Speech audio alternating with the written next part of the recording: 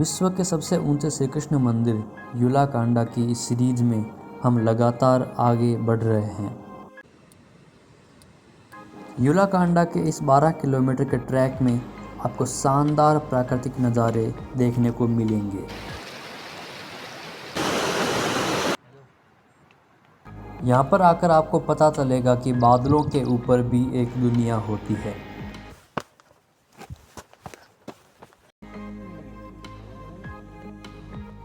युल्ला खास गांव से होते हुए और घने जंगलों से गुजरते हुए हम जब ओपन एरिया में पहुंचे जहां पर जंगल ख़त्म हो गए थे, तब कुछ लोग हमें अलाव तापते मिले और हम भी उनके साथ ज्वाइन हो गए। डेंस फॉरेस्ट को पार करते ही आपको सामने कुछ कैफ़े दिखाई देंगे। तो भाई हम लोग उल्टे रास्ते आ गए थे, अभी वापस सही ट्रैक पकड़ रहे हैं। कह तो रहे हैं उस तरफ है, क्योंकि यहाँ पर मल्टी डायरेक्शन रास्ते हो जाते हैं, अलग अलग रास्ते हो जाते हैं, तो कंफ्यूज नहीं होना है। और मैं आपको बता दूंगा भाई किस तरफ से आप सीधा आओगे तो 100 मीटर आगे आपको आगे आना है। अगर आपको बद्रीनाथ वाली फ्लावर ऑफ वैली का आनंद लेना है तो आप यहाँ पर भी इसका आनंद ले सकते हैं।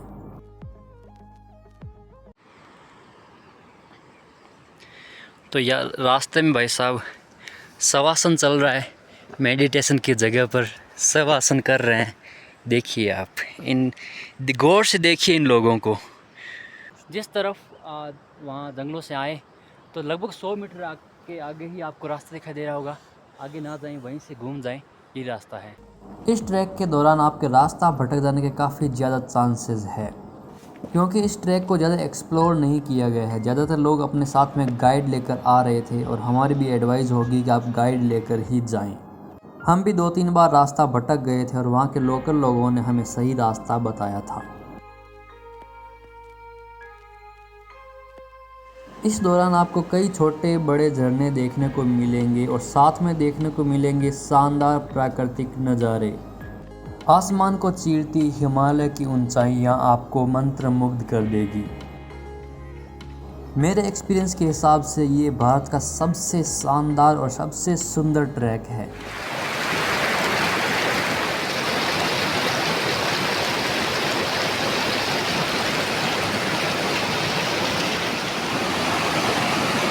यहाँ के झरनों का पानी एकदम क्रिस्टल क्लियर है और आसानी से आप इस पानी को पी सकते हैं। साथ ही इस पानी में जड़ी बूटियों के गुण भी मौजूद हैं, क्योंकि जड़ी बूटियाँ भी घुल मिलकर इस पानी के साथ में आ जाती हैं।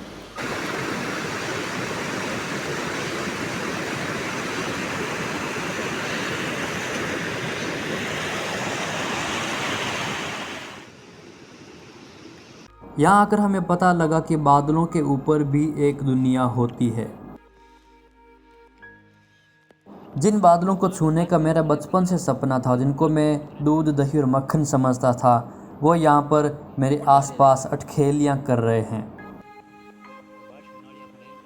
यहाँ पर इतनी ज़्यादा ऊंचाई है कि आप बादलों के नीचे नहीं बल्कि आप बादलों के ऊपर चल रहे होंगे। मॉनसून के सीज़न में आने का सबसे बड़ा फ़ायदा ये है कि यहाँ पर आपको काफ़ी ज़्यादा डेंस ग्रीनरी देखने को मिलेगी। साथ ही इस मौसम में भारी बारिश का और लैंडस्लाइड होने का खतरा भी रहता है, इसलिए आपको हर एक कदम संभल के रखना पड़ेगा।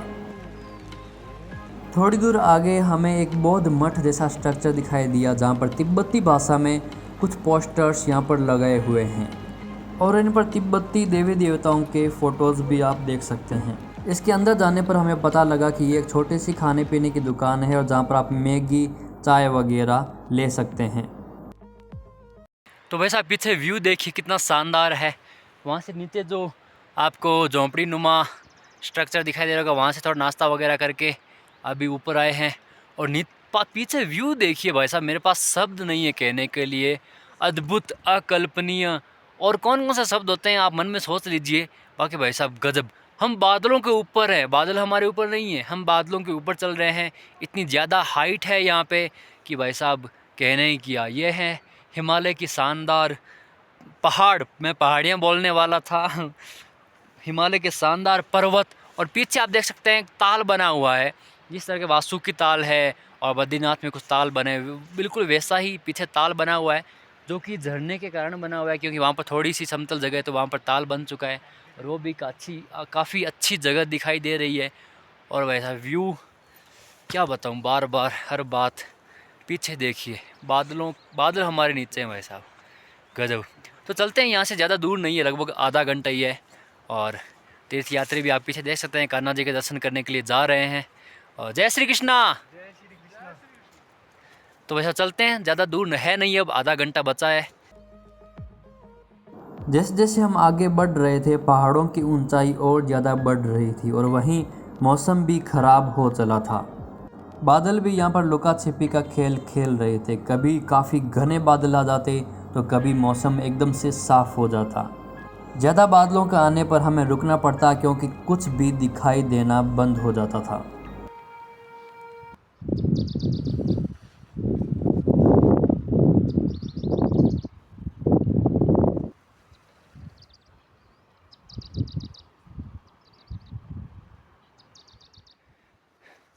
भाई यहाँ लगता है ज़बरदस्त लैंडस्लाइडिंग हो रखी है पहले की, और काफ़ी पुरानी लैंडस्लाइडिंग हो रखी है, क्योंकि पीछे घास उग चुकी है वापस।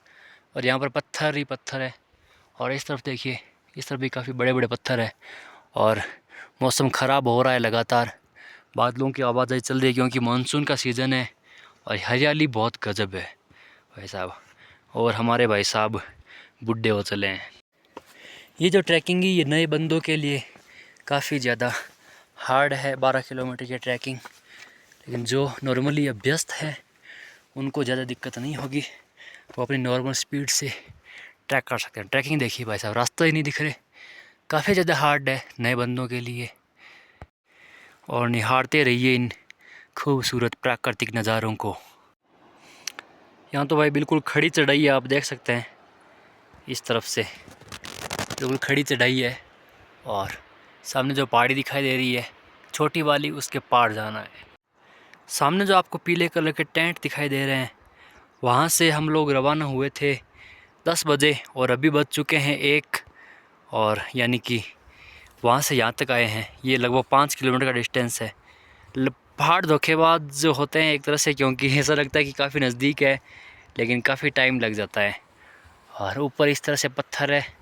मैंने शॉर्टकट लिया है, थोड़ा सा मेन रास्ता उधर से घूम कर जाता है, तो मैं इधर से आ गया हूँ क्योंकि ज़्यादा कोई दिक्कत नहीं थी, इस तरफ आराम से चढ़ पा रहे थे। और सामने देखिए गायें, भाई साहब इतनी ऊंचाई पर ये गायें कैसे चढ़ लेती हैं, कैसे आ कैसे जाती है।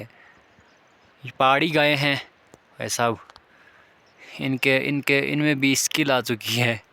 और उस तरफ एक लाल गाय चल रही है। और हमारा मंदिर है, कृष्ण भगवान का मंदिर है इस पहाड़ी के पीछे। तो बस अब ये है ऑफ बीट ट्रैकिंग। अभी हम लोगों ने मेन रास्ता छोड़ दिया जो उस तरफ से आता है, और ऑफ बीट ट्रैकिंग कर रहे हैं। फ़िलहाल दूसरा रास्ता पकड़ा है पत्थरों वाला, ध्यान से आराम से चल रहे हैं। और सामने जो पत्थर दिखाई दे रहा है उसको टच करना है, उससे भी आगे है मंदिर। फ़िलहाल हमारा टारगेट वो पत्थर है। और इस तरफ बर्फीली चोटियाँ स्पष्ट दिखाई देने लगी हैं। अभी जुलाई का महीना है तो मानसून का महीना है, तो बर्फ़ बहुत ही नॉर्मल, बहुत ही कम है। बाकी मई जून के महीने में आपको बर्फ़ काफ़ी दिखाई दे जाएगी यहाँ पर। ऑफ बीट ट्रैकिंग में जितना आनंद है उससे कई गुना ज़्यादा रिस्क भी है, जहाँ पर आपको रास्ते बिल्कुल भी नहीं दिखाई देंगे और ऐसे ही पत्थरों से होते हुए आपको जाना पड़ेगा। सामने आप दुर्लभ जड़ी बूटियाँ देख सकते हैं जो कि सिर्फ हिमालय में ही उगती है।